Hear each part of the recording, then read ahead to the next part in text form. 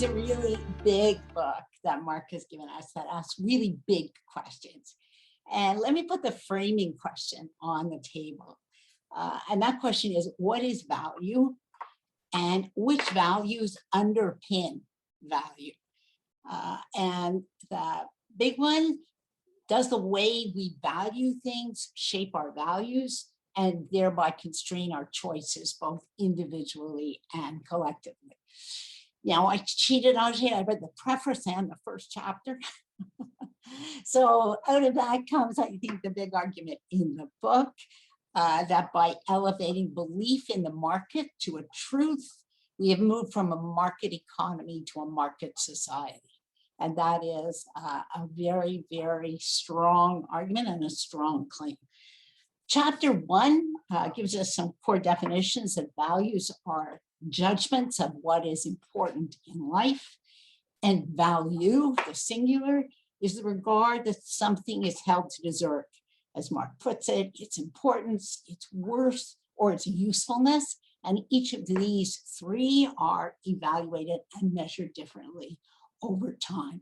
This is a great historical chapter, which takes us through the history of economic thought. And what I took from it, Mark, is really, and it's a counterintuitive way of looking at it, frankly, is that in earlier periods, economic thinkers paid a lot of attention to what they considered the objective measure of value. But what does that really mean in terms of the big argument you put on the table? And let me just say a word about the subjective, because we talked a lot when we read Human Compatible about preferences and the challenges of measuring stable preferences.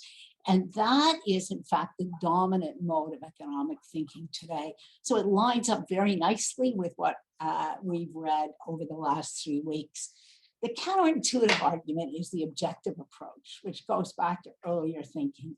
And I think there's a very nice turn in the argument that when thinkers looked at the objective determinants, they looked at how value is produced, and they looked at broad economic forces as well as some social forces. And what that did, paradoxically, was embed economic arguments in larger social institutions, in rules and institutions, and that helped to create a larger perspective. When the subjective approach became dominant, we lost that. So here's the question for you, Mark.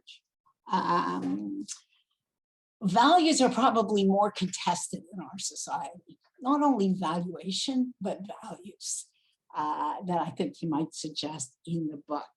And that contestation is probably consistent with all the unstable preference orderings that we have, and the fact that even we don't know what we want some of the time. The evidence is getting much, much stronger about that. So are the challenges we face deeper than the valuation problem? That's the first one. Could these challenges be embedded in contested values, especially in our societies? And we know, the last one, we know more or less how to deal with contested valuations. We pull out our tools from our toolboxes. But what tools do we have to deal with contested values?